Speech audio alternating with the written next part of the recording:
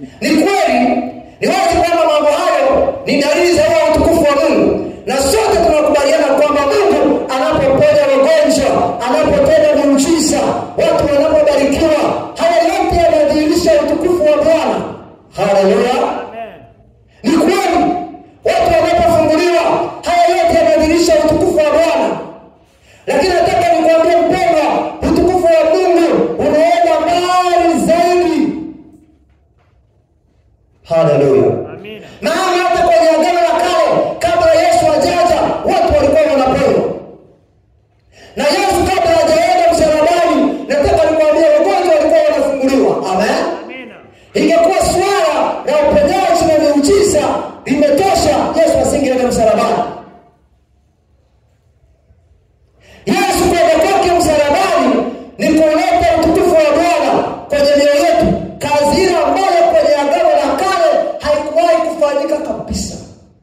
Ndio maana maandiko yanasema hivi, tukirudisha utukufu wa Bwana kama vile kwenye kioo. Amen. Tunabadilishwa tufanane na yeye mfano huo huo. Haleluya wapendwa. Nini kinachofanyika wakati Mungu anaposhughulika na mioyo yetu? Sisi ni kama tumekuja kwenye kioo. Amen. Amen. Ni sisi kama tumekuja kwenye kioo, na kila aliyeenda kwenye kioo waone sura ya mwingine, wanaona sura yake. Amen. Amen. Kadhalika Yesu anapokuja kwenye maisha yako, hautaona madhaifu ya mtu mwingine. Utaona hali ya moyo wako, utaona hali ya mapungufu yako. Ndio maana Paulo, pamoja na kwamba watu wengi walitamani sana maisha yake, kila wakati alipokuwa anamuona Yesu, alikuwa anaona mapungufu ya moyo wake, mpaka anafika mahali anasema, sijamii nafsi yangu kama nimekwisha kufika. Natenda neno moja tu nikisahau ambayo ninayafanya, nachuchulia mbele ya thawabu ya wito mkuu katika Kristo Yesu. Na kaza maana nifike hapo. Wala sijidhani kama nimekwisha kuwa mtu mkamilifu. Sio kwamba alikuwa mtenda dhambi, sio kwamba alikuwa anaishi kwenye dhambi. Aliyaona mapungufu yaliyo kwenye moyo wake. Bwana Yesu apewe sifa. Amen. Aliona vile anavyomhitaji Roho. Aliona vile ambavyo anahitaji Mungu katikati ya maisha yako.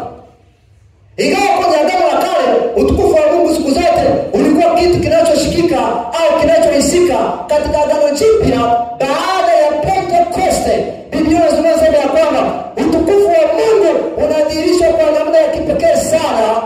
Utukufu wa Mungu unadhihirishwa ndani yetu. Utukufu wa Mungu ndio sisi. Haleluya. Amen. Ndio maana Biblia inasema tunapokea neema juu ya neema. Tunatoka imani hadi imani.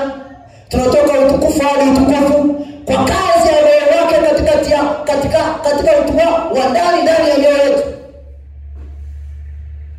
Kabla Mungu anafanya kazi kwenye mioyo yetu, unatokea mng'ao ambao hujawahi kutokea, haina ya lugha, haina ya maisha. Haleluya. Amen. Haina ya lugha, haina ya maisha. Ukristo ni maisha yanayomfunua Yesu. Watu wengine wanamuona Yesu kupitia sisi, wanajifunza kwetu.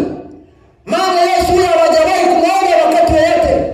Ila wanapoona maisha ya wanaume na wanawake, maisha ya vijana, maisha ya wazee yamebadilishwa, wanamuona Yesu. Huo ndio utukufu ambao Yesu anasema ule mng'ao unaonekana kupitia maisha.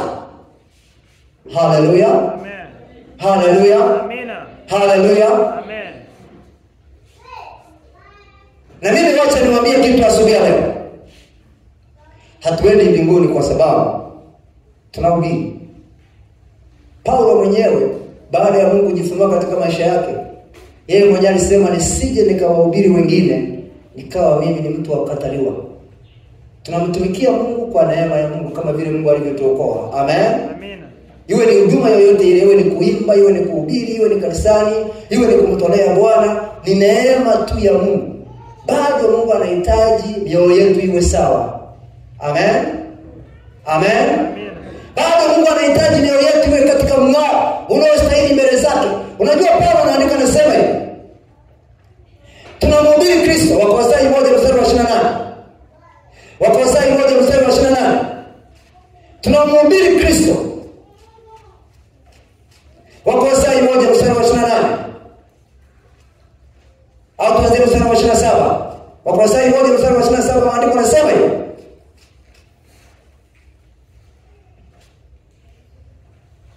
Anasema ambao Mungu alipenda kuwajulisha jinsi ulivyo utajiri wa utukufu wa siri hii katika mataifa, leo ni Kristo ndani yetu, tumaini la utukufu, ambaye sisi tunamhubiri habari zake, tukimwonya kila mtu na kumfundisha kila mtu katika hekima yote, tupate kumleta kila mtu mtimilifu mbele za Kristo. Anasema hivi, ambao Mungu alipenda kuwajulisha jinsi ulivyo utajiri wa utukufu wake au utukufu wa siri hii. Kumjua Yesu Kristo ni utajiri wa hali ya juu sana. Amen. Kuliko fedha, kuliko dhahabu, kuliko magari, kuliko nyumba. Ndio maana anazungumza anasema hivi, fedha na dhahabu, maneno yake yanapita fedha na dhahabu. Pokea maneno yangu.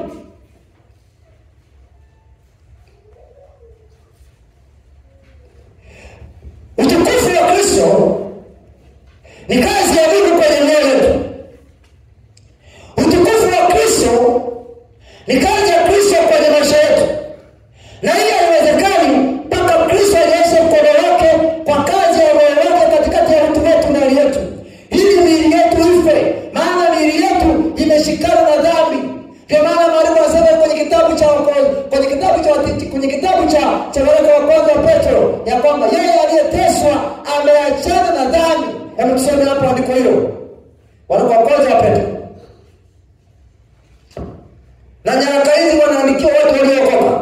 Andika maandiko haya. Sio kasema mchungaji, haya maandiko mbona ni mara ya kwanza sijawahi kuyaona.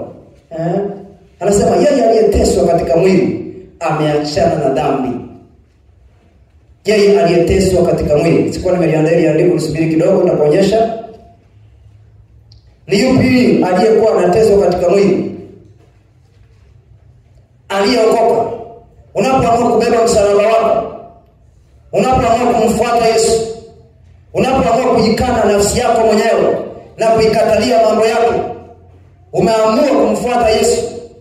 Aliyeteseka katika mwili ameachana na dhambi. Amen. Kwa kazi ya Roho wake Mtakatifu ndani ya mioyo yetu,